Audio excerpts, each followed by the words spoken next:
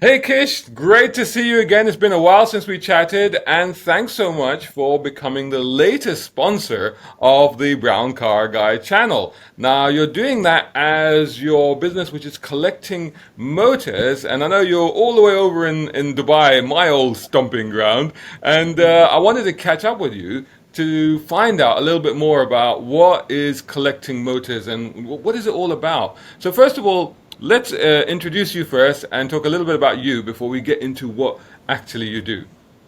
Yeah, absolutely. So yeah, Shazad, good to see you again. It has been absolutely a while. Yeah, collecting motors, it's a business that's actually just come out of, well, nothing really. I actually moved over to Dubai a few years ago, and my background is actually in IT and tech.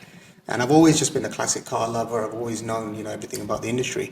And I actually came out here I was still working actually full time in IT, and the plan was to come out here and continue that.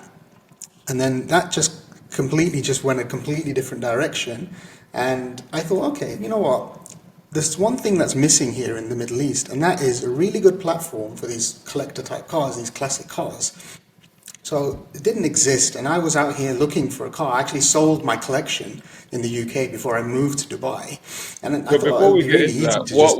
what was in your collection here? It Just to was give people well, an idea of what sort of cars you're into. Because I know when you and I met, you were looking forward to receiving a new car, which I think you've now taken over to Dubai. But what did you have in your collection before? so it wasn't anything too special. I had a 996 911 Turbo, which was speed yellow with the X50, but it was a manual, it was a coupe, it was a great car. I also had a 996 Carrera 4S manual coupe as well. So they were my two toys. The daily driver was an ML63 AMG. I still have in the UK my Frontera Sport, my Mark One Frontera Sport. I absolutely love those. It was That's a my very sentimental first thing, car. that isn't it? Yeah, it is. It's for me. It was my first car. I let it Yeah. go when I was young, and then I found it again, and I had to just buy it back. And it's sitting on my mom's driveway now, Yeah. with a cover on. It's unfortunately it's not ULEZ compliant, so I'm ooming and ahhing about whether or not I should just bring it out here and keep it out here rather than there. Interesting, Yeah. interesting. That would be I also interesting to have take a Frontier I out have there an because it's not a original. car that's really known in that market at all. So that No, would be quite an unusual sight. people here won't know what it is. It's not quite 30 years old yet, so I'm in that area where if I bring it here, I'll have to just store it until it reaches Yeah. 30 years old before I can use it, or I just keep it there in the UK and hopefully it doesn't rust away. Yeah. I also have And also like when we met, as I mentioned, you were looking forward to another car that you had ordered or yeah. you were about to receive. Tell people about that car. So that's my Lancia Delta Integrale Evo 1. And I said Lancia, I didn't say Lancia. Going forward, I'll probably say Lancia because I know in the UK and everywhere else people say Lancia. The proper way to say it is Lancia, but Yeah. yeah, I think everyone knows it as a Lancia. You remember, just a quick aside, you remember the Love Bug, you remember the Herbie series of Of movies, course, and you absolutely. remember that Herbie, is it Herbie Rides Again, the second one, where, I'm trying to know if it's the Herbie Rides Yeah, Again, I can't Herbie remember. Goes It to was Monte the one where Carlo they're was racing in Monaco, I think. They've gone to yeah, Europe and they're Herbie Goes racing. to Monte Carlo. Yeah, Herbie Goes to Monte Carlo, that's the one. And in that one, there's a launcher, they refer to it as a launcher throughout the whole movie, the car that So Herbie falls in a love lot with. of people, yeah, I mean, a lot of people don't realize this, but the model of the Lancia was actually a Monte Carlo. That was Mhm. the model of the car. So the movie wasn't Herbie Goes to Monte Carlo as in the city. It's Herbie Goes to Monte Carlo because he fell in love with the Right. Monte Carlo. The love bug fell in love with the Monte Carlo. There's the subtext right there that we've been missing all along. Thanks. Thank you so I much. actually rewatched that movie just I think it was earlier this year because it was yeah, I love Herbie. It was a movie that I grew up with in the childhood. Yeah. But That's yeah, brilliant. I've always wanted a Lancia Integrale. It's always been a car that's, it's on the bucket list. And when I moved out here, I was actually looking for another 911. And there are quite a few 911s out here. It's just, I just couldn't find one that fit the bill. A lot of cars here, people just inflate the prices and, they're just unrealistic. And then, yeah, I saw an opportunity where I wanted a car that I could use, that, when people saw it, if I took it to an event, if I took it to a meetup, that it would draw a crowd. And I wanted a very specific color. I wanted it to be white. I've always wanted a white Integrale with the Martini livery and stuff. Now, because I live in the Middle East, in Dubai especially, there are a few laws here, obviously, with in concerns to alcohol. So I didn't know if I could drive around in a car that's advertising alcohol. So yeah, so I thought, okay, and there's also, it's very difficult getting number plates on a car when you've got all this Yep. livery plastic all over it when it looks like a rally car. So what I actually ended up doing was I ended up buying a red car and I had it wrapped in white. And then I put some very subtle branding on it, some very small martini stripes and stuff, and it's still on there right now. And yeah, Dubai didn't have any issues with it. They allowed me to bring it in, they allowed me to register it, and yeah, it's been absolutely great. I mean, look, it's a 30-year-old Italian car. It's in Yeah. 40 degrees heat here. Yeah, yeah. It's not It not the breaks best down. environment for it, no. But it's a good signature car to have. It's a good signature car for the Absolutely. business, I guess. Yeah, I mean, that's exactly what we brought it for, for marketing and branding. And it spent quite a lot of time on the back of a recovery truck. Now, that's actually a pretty good thing for it because it's such a small car, and if you know Dubai, full of SUVs and big cars and big Yeah. roads here, that when it's actually on the back of a recovery truck being driven around, people see it more. People take Yeah. photos of it, like they're stuck at traffic lights. Oh, look, a launcher. Whereas Uh, if you're driving, they probably need to look down to see you. No, to be honest with you, I mean, from my own experience over there, it does work because having driven things like Caterhams and Morgans in Dubai, which are like tiny, which literally like is Yeah, you're stuck in traffic and all you can see is the wheel of a Nissan Patrol on your right. That's all yeah, you can actually see. But funnily enough, people do spot them because they're like, I've had this situation where I've been in a Morgan or something and all these mm, SUVs around you, they just create a wall around you and then they're all pictures, people are just snapping away with their phones. So, but it's an extraordinary place, an extraordinary thing to do. So now let's move a little bit more into what collecting motors actually is. I mean, is it a buying selling platform? Is it something more than that? What's the concept of it? So when I first started it, what I wanted to do was I wanted to create a classifieds marketplace. We found very quickly that But auctions. not just any classified market. We're talking about very specific type of cars. So hence collecting motors. So only related Yes. to because if you look at it at the moment, because everybody, please go check it out. It's collectingmotors.com. And I mean, I've been sharing some cars across from there because every time I go on there, I'm just salivating because there's some really really cool cars on there. We are very selective on what cars go on there. I don't want to, say, oh, I don't want that car on there, but it's very specific and particular. The market that we're looking at are cars from the 80s, the 90s. I think, there's a line, you've got to draw a line and say, okay, you know what, this is too modern now. There's plenty of those out on the road. You see them all the time. Whereas I want to just put cars on there which give people that nostalgia. Cars that you don't really see anymore on the road and cars people have forgotten. And, I don't want to say that I only want concourse perfect examples because I don't. If you've got a car that's it's a project car, it's something you've had from new, it's not been restored, it's original. I'll take it. I'll put it on there. I don't mind. Now, originally that business started here in Dubai. I wanted to, like I said, create a marketplace out here for these collector type cars, and there's plenty of them out here. There's so many cars that have been imported into Dubai, and they all exist. Most of them are covered in sand somewhere in the deserts. But yeah, my idea was to try and get those cars and get the classic car collector community here, to start using the marketplace. And what I found was that in the beginning, I was just telling people it's free to advertise. Just give me the pictures, I'll write you a description, and I'll put it up there. And straight away, people were like, well, "What's the catch? Why is it free?" And I was like, "It's free." And people Wallahi, here, nothing is for free, Yani. yeah, people here don't like things for free, and I understood that when I go to a mall and somebody comes up to me and wants to give me something for free, I don't take it. I'm like, no. What's the catch? Why are you giving something to me free?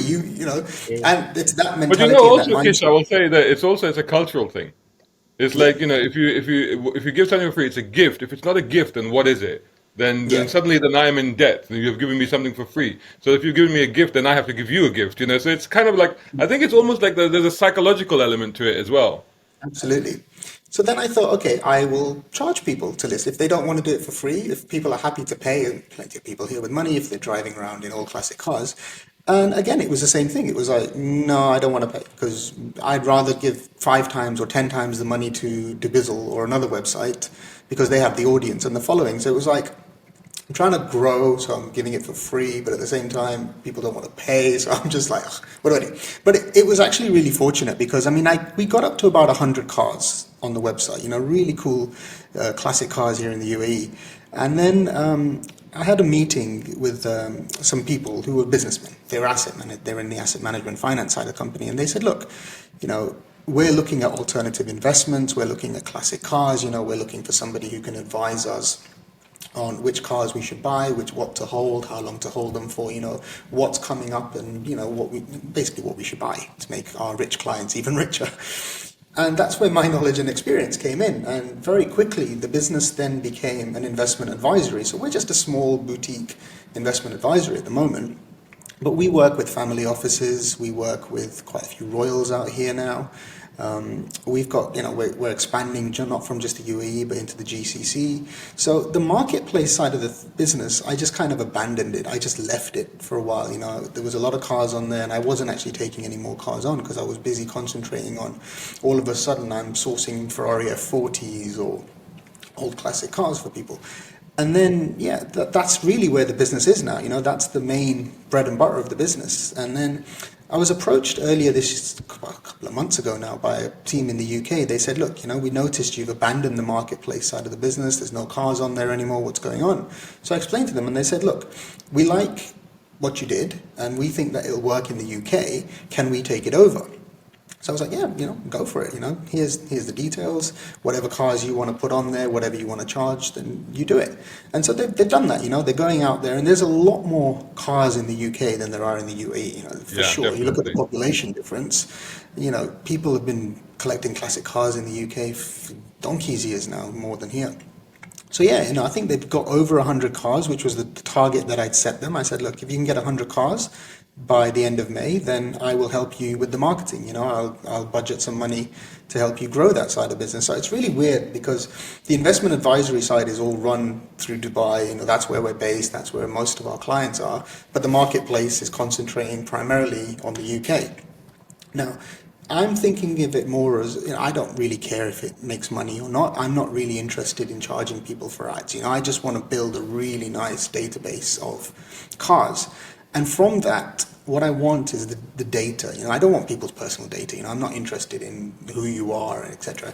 What I'm more interested is in seeing where these cars are located, seeing how much people want to sell them for, seeing what they do sell for, seeing how much people click on it, how much interest there is, etc., etc. Because then you get to learn the market, and that's what I'm all about. I'm all about learning about the classic car market, and the bigger this database will get, the more cars we get on there, the more data I'll gather. So with Which this idea of data gathering and data analysis, and then being able to then cultivate certain trends and certain parameters of what's happening in the market from that, do you see yourself developing to something like a future Haggerty or something like that, where you're able to keep the pulse on what's happening with values and cars going up absolutely. and down and yeah. Absolutely. I mean, look, we want to get, obviously, I don't want it to grow into something huge and then have loads of advertisers and then somebody come along and say, we want to take it over and just monetize it. Because that's usually what happens in these scenarios. People And just that's want to not make a money. bad thing, let's be honest. It's not. But again, like I said, I want to keep it for the collectors and the individuals and the purists. I want, I've noticed now But the just, other but just day, to I was clarify, at the moment, to advertise on collecting motors, is there a charge or is it free? They are saying to if you come to us, then we say £20 is the charge. But for that, you get basically an ad for free. It's not going to expire after 30 days. It's not going to disappear. Your link will be there because a lot of these So it's a cars, it's a one-off payment until the car is exactly. sold, basically. Yeah. Yeah. Now, you see, a lot of these old cars, they're not going to sell in 30 days. There's a time, they're seasonal. You've got to find that right buyer. And for a lot of these people, like I was looking the other day, if you go on Auto Trader now Auto Trader was always my go-to. When I sold my cars in the UK, put them on Auto Trader, and that's where my buyers came from. But I looked at the price of the ads the other day, and Auto Trader are now charging you a different listing fee depending on the price of your car. So if your car is over a certain amount, you're going to pay this much. If it's a cheaper car, you're going to pay that much. I don't really like things like that. It's I get why they're doing it, kind of. They have shareholders, they want to make money, etc. But for me, I'm like, look, I just want to put some really cool classic cars on the website, charge people £20, which again, it's here or there whether or not we do that. It will help obviously to pay for the hosting and the people who are putting the cars on the website, etc. But yeah, I don't know. There's not many places now in the UK. I think a lot of people stay away from Marketplace, Facebook Marketplace. If it's anything like it is here, it's a case of you'll get a message saying, "Hi, is it still available?" You say yes, and then gone. The person just disappears. Then they'll come back to you and say, "What's the last price?" And I hate that. It's like, oh, and you just don't want to answer it. You're like, look, if you want to know the last price, come and see the car. I'll know you're serious. We'll test drive it. We'll talk about it. We'll talk money. And then you don't hear from them, so they're a waste of time. And yeah, that I just quickly It's realized kind that of changed here, hasn't it? It's evolved a lot. When you talked about AutoTrader, I remember like AutoTrader and, for example, eBay Motors were the two sort of go-to places, especially if you wanted to find, especially eBay Motors, if you wanted to find something that was a little bit off the yeah, beaten track, a little bit older, a little bit cooler, a little bit rarer. But I have found that you can't really find those cars anymore on either AutoTrader or eBay. Both of those channels have gone very mainstream. And I don't know if that's to do with the fact that there just aren't enough cars out there, or if those cars have moved to other platforms. Because obviously, as you know, in the UK, we do have a lot of specialists and auction sites that are now mostly catering to those kind of cars. But I think that yeah, it's become a little bit more difficult, I think, for people to find those cars. But when they find sites such as Collecting Motors, suddenly it's like a treasure trove of like, oh, here's where they all are, sort of thing. yeah, no, absolutely, it's spot on. Like you see with eBay, I love eBay, right? It's great. You can buy everything on there.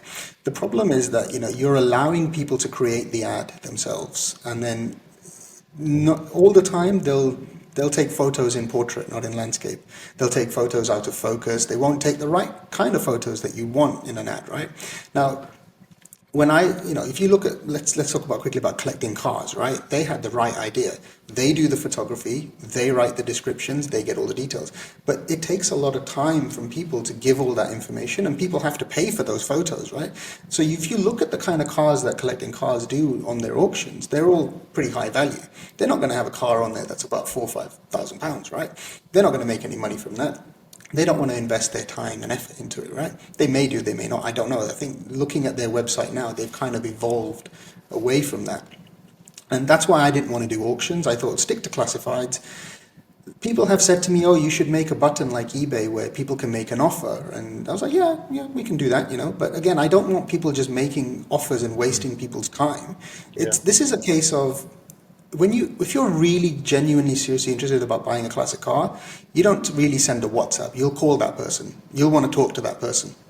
And most of the time when people are buying a car, I'm like this. I'm not just buying the car, I'm buying the seller as well. I really, straight away, within the first 5-10 seconds of having this conversation, you'll know if you really want to buy that car or not, depending on the voice you hear at the other end of the Yeah. phone. Yeah, people can act different on a message to their voice, and Yeah. I think you're the same, right? You'll know whether you want to buy that car. Absolutely. I mean, at the end of the day, it's a bit like everything else. It's like you make your impression or your understanding of an individual within like the first few minutes, Yeah, and that's upon interacting with them. And then obviously, like you say, if you buy a car, especially if you're buying a collectible, then you want to know that the collectible has been looked after, that it's actually been cherished. There's actually a story there, because it's not just somebody with 10 cars and he just wants to get rid of them, but there's actually a story there, and that story then suddenly gives that car character and charisma, and you kind of start to relate to the owner, you relate to the car, and then you go, okay, yeah, this is a car that I want to buy from a person that I want to buy off. yeah, I totally get that. yeah. So we thought, okay, we'll give you the basics. So, a lot of people, youngsters especially, they still look at mileage on a car, and they see anything over 100,000 and straight away, nope, car's done, it's dead, it's finished. And they don't understand, with these cars exactly, it's like, that's not a bad thing. When I was looking for my Porsche 911s, right, I was told don't buy a low mileage one. Yeah. If it's sat for a while, it's going to need everything's going to be broken, everything's going to be need to be replaced. You, Buy a you high know, mileage one. it's It's really ready for funny, it. Kish, because we get even classic cars. I've been saying this because I used to work on Parker's Guides here in the UK back in the 2000s, early 2000s. And even at that time, I used to, because people would call up and they'd be so concerned about mileage. And I used to be like, you don't want a car with low mileage because if you have a car with low mileage, it's sat around doing nothing. The engine hasn't worked, the oils, the fluids haven't gone through it, the car hasn't been serviced properly, the car hasn't been maintained. If you have a car with high miles, you know that car's been looked after because it's done those high miles. That's the one thing that you know because it couldn't Exactly. have got there otherwise. And people Exactly. are really worried about high mileage, and I'm like, no, that's not what you should be worried about. What you should be worried about is a car that hasn't been used because then Yeah, that's just a exactly. museum piece. I mean, look, for my collector clients who want to buy those low mileage cars because they're never going to drive them. They're basically pieces of art. They're going to live in storage and, they're never going to see the light of day. I get it, for those cars. For those cars, I even say to them, why even bother having an engine in them? Because you're never going to switch it on. You're never going to drive it. You might as well just take the engine out and sell it or keep it. Coffee And table. yeah, it's like that car's never going to get driven. I think you went to the London Concourse the other day, right? And there was probably some absolutely great cars there. And half of them were probably brought on in a covered truck or something. Yeah. The owner Yeah. didn't do the 200, 300-mile journey in them. And Yeah, that's things what, like London Concourse and Hampton Court, you'll see that. I mean, I went to Enfield Pageant on the weekend, but that's where people drive in their cars. You yeah. can see everybody brings it. Those are like the proper enthusiasts that are sitting around with the cars in their garage and taking them out every weekend, and that's the You kind of see, car that you really want. Yeah, I'm in that category. You see, my yeah, Integrale, when I bought it, it had done, I think, 130,000 something kilometers. So, look, this wasn't a garage queen car by any means, but it was well looked after. It had everything it needed replaced. And I've been, over the years, well now, replacing a lot of things. It's actually yesterday I went in it and the clutch pedal was sitting on the floor. So my slave cylinder had gone. And yes, there was a puddle of transmission fluid underneath it, but it happens, right? So it's I lunch. called up It's the a car that garage. gets used. The thing was that whenever I park my Integrale, I always leave it in first gear. I don't like leaving the handbrake on.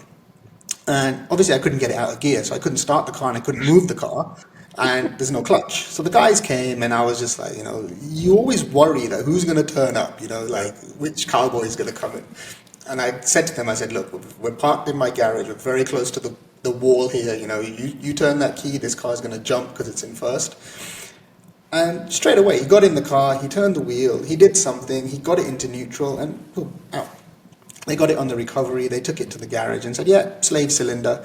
Now, the thing with these cars is, a lot of people worry, and I worry a lot here, because like, how am I going to get hold of parts? Like, do they Yeah. still make these parts for these cars?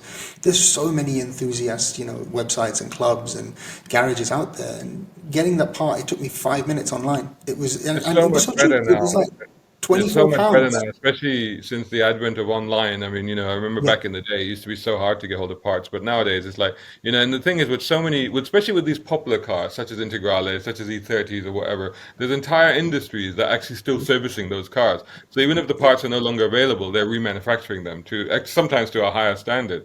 Tell me this, in Dubai, in the UAE in general, that was one of the big problems, as you've just mentioned, was finding people that understood how to work on older cars because there generally it's a new car culture and the only training the mechanics get is how to plug a car into a computer and to Yeah. figure out which oils to change and stuff like that. And there's very few what we would call actual mechanics that are there. And I know quite a few collectors that I knew over there would actually one place that I knew had their own garage just to service their own cars, and it was exclusively for their own cars. So they'd got these guys in from abroad who were specialists in them.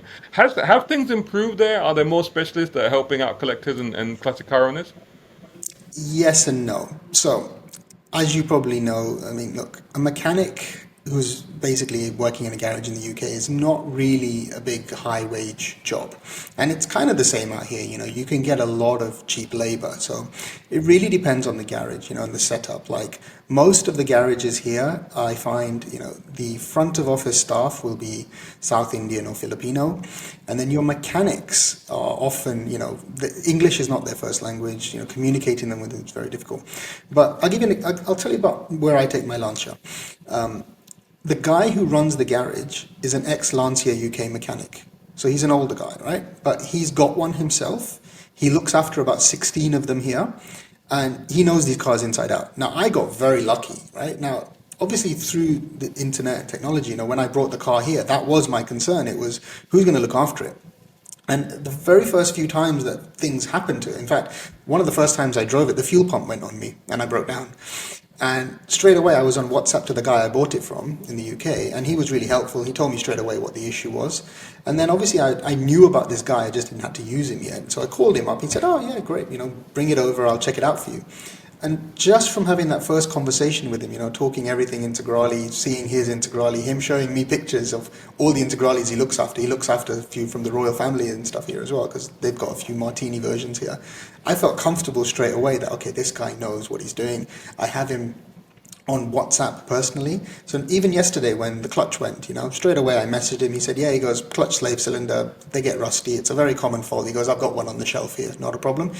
What he tells me is, he goes, I'll change the part, you just order me another one, which he knows will take a week or two to come in, and I'll just give it to him. Same thing happened with my radiator last year, right? The radiator started leaking.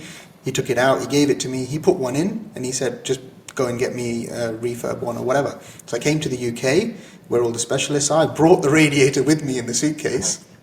I drove up to the specialist. They looked at it. They said, yeah, the core and everything is fine. We'll give you actually a better one, which was an aluminium one. He goes, it's better for the heat and everything out there, bigger core.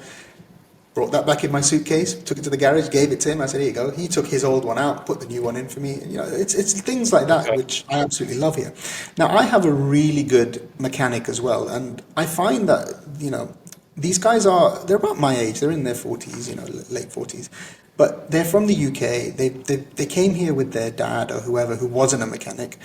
And, they know how to tune carbs. They know how to work on older cars. They've worked on like MGs and Land Rovers and things like that back in the UK. So there's a lot of people now who, you wouldn't take it to a normal garage, right? Because those guys are not going to know. They're just going to be the modern stuff, like you said, plug it in. But then you do have some specialists that are popping up now with these garages. I just feel, though, that there isn't enough work for them. There isn't enough cars. Yeah. So, when you think about the price of rents here, how much it costs to get a warehouse or, a garage in a good place, and then recruit people, you end up spending a lot more on AC. Like in the UK, we don't have that problem. Yeah. You don't need to have AC. You don't need to keep the doors closed all the time on your garage. You can have people driving in and out. Here, in the summer, we're touching over 45 degrees now, right? I see these poor mechanics in some of these garages with no AC, and you see the sweat dripping all over, and you're like, oh, I think I'll just keep my car at home till it cools down again. Yeah, And it's very interesting what you said about are there enough cars. And one of the things that I found, especially when we kind of started to do, when I was there, we were doing motoring Middle East and car Middle East, and we started to do these meets and stuff like that. And then suddenly these cars started to appear out of the woodwork, these classics and older cars. And from chatting to a lot of the people there, what we found is, especially with the local families and stuff, is that they very often there's a culture of not selling cars, so they just keep the cars. So the cars are in the back of the majlis somewhere. And then suddenly the one day a son or a grandson goes and goes, what do we got back here? And they go, oh, we got one of those. I still feel there's tons of amazing cars that are still just hiding there. They probably need recommissioning, they probably need restoration, but they're probably still out there in hidden away in majlises or in the back of old mansions and stuff like that. Are more of these coming out now? they are. I mean, last year I was invited to a warehouse to see a collection. It was over about 50 cars.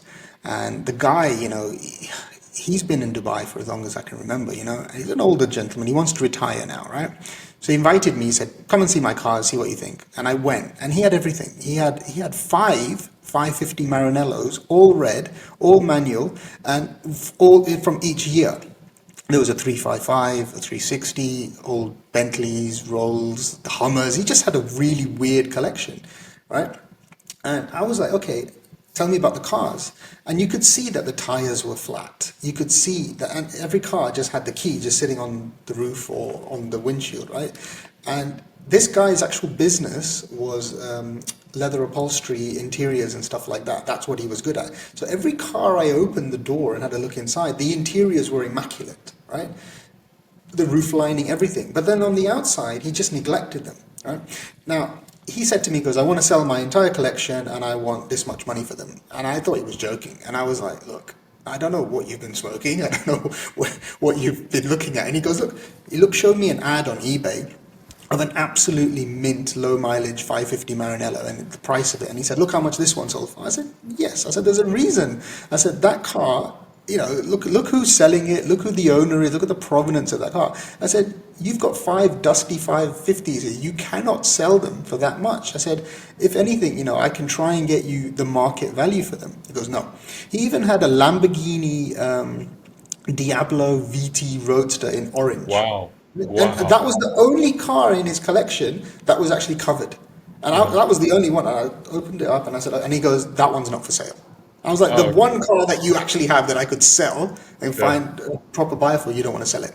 But And that says a lot actually. That's the car that he likes. That's the one that he's looked after, and therefore the value actually is in that car. And all the yeah, other cars have been neglected. The value isn't in them. It's again, it goes back to what we were saying earlier about it's not just the car, but it's who owns the car and how they've looked after the exactly. car.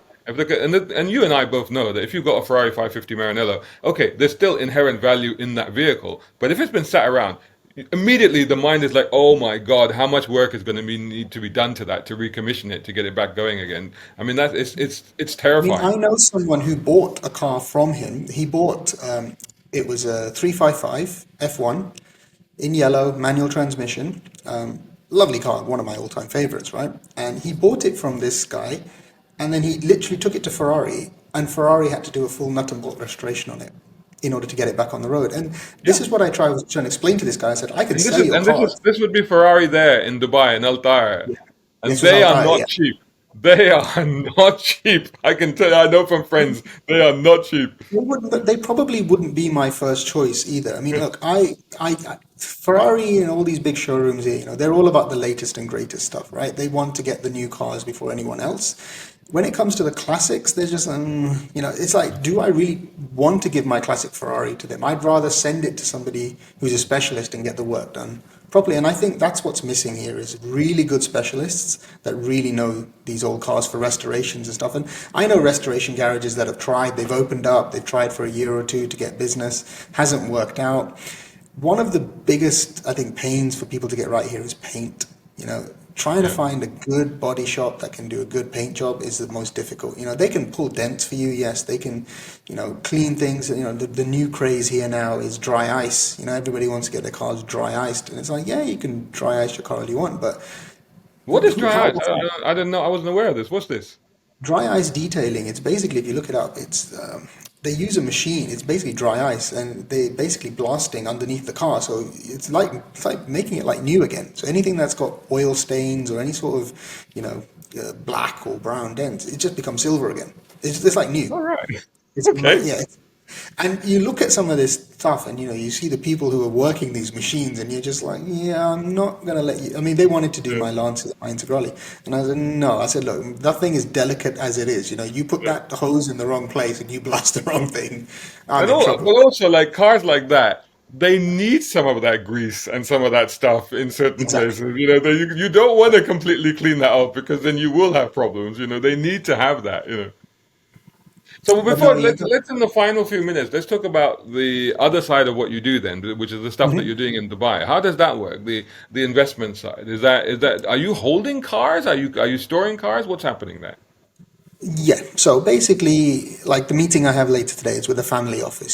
These guys have money, they want to invest it. They do the usual stuff, which is real estate here, stocks, shares, investing their money in bonds, buying companies, etc. And there's a really big market for alternative investments. And alternative investments is anything. It could be cryptocurrencies, it could be luxury watches, even luxury handbags, furniture, art, wine, whiskies, etc.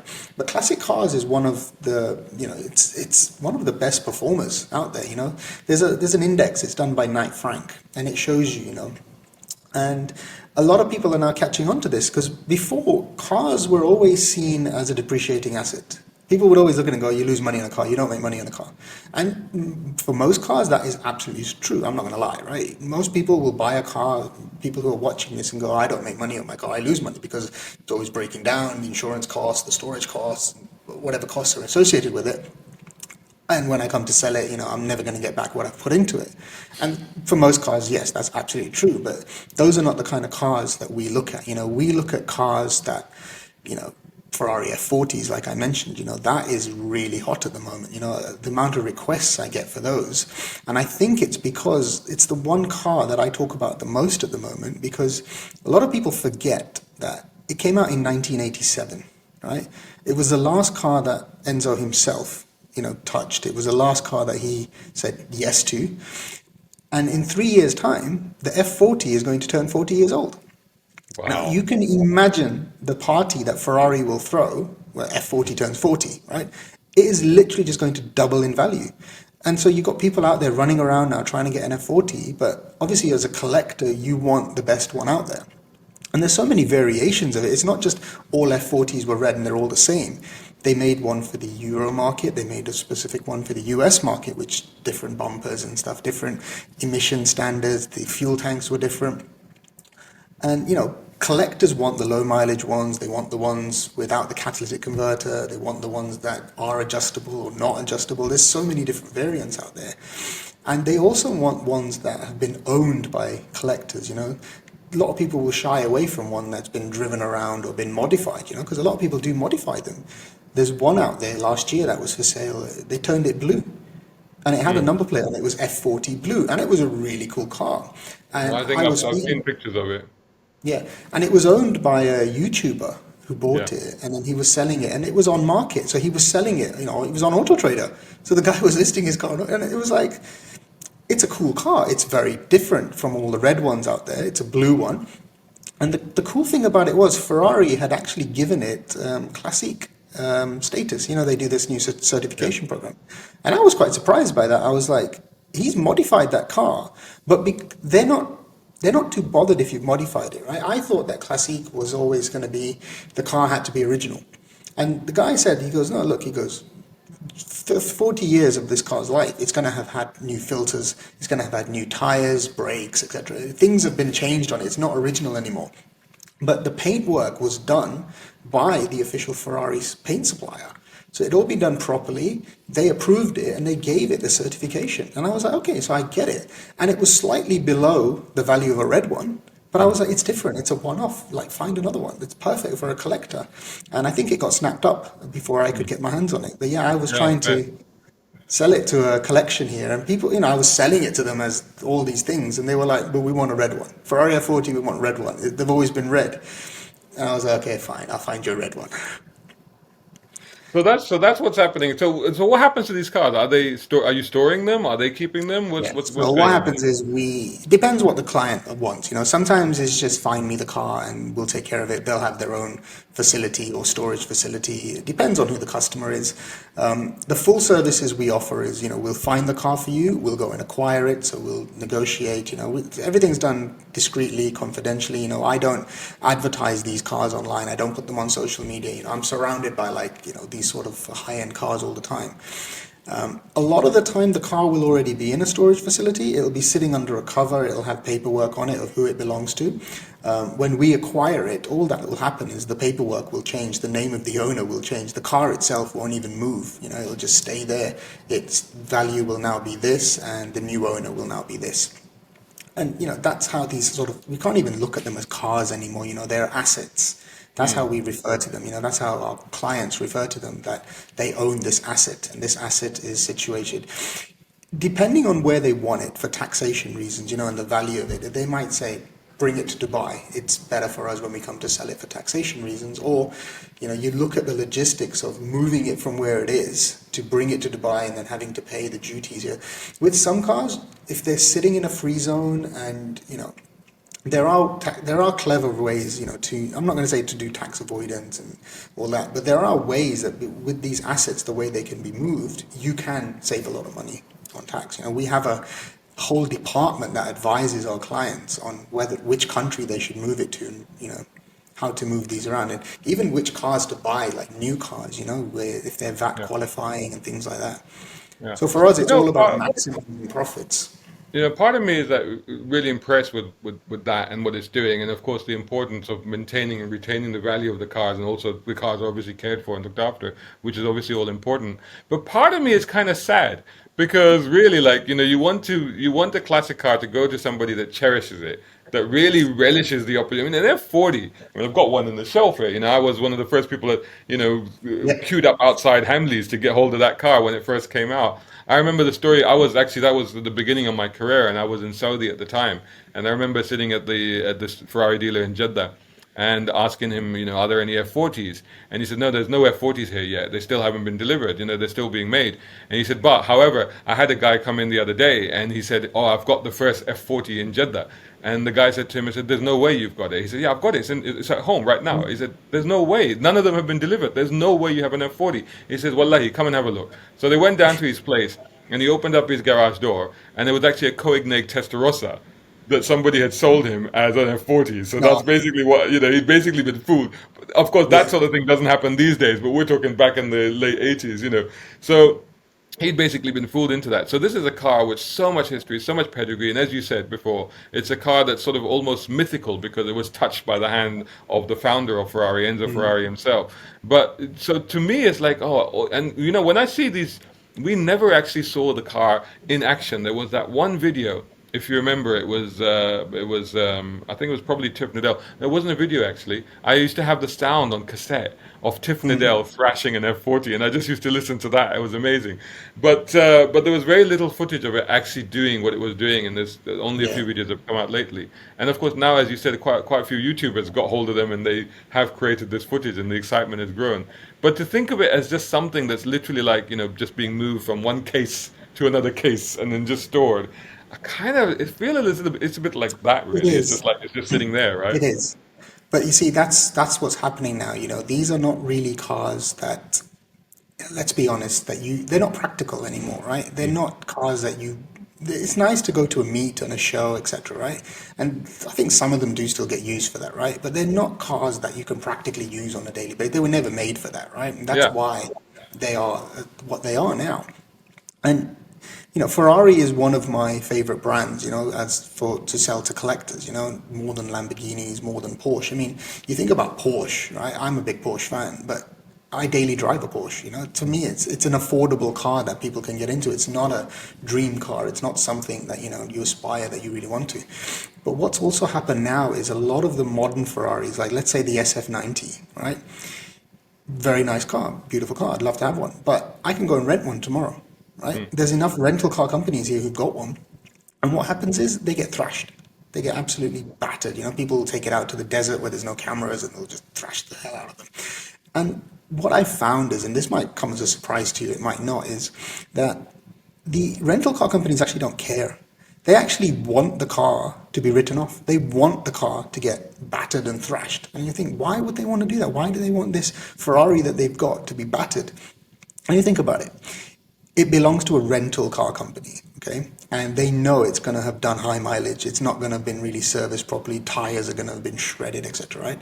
The best thing that could happen to that car is somebody rolls it, it gets written off, and the insurance company just because the insurance pays it money off. for it. Yeah. And it's off their books. They don't have to worry about selling it. They don't have to worry about whatever.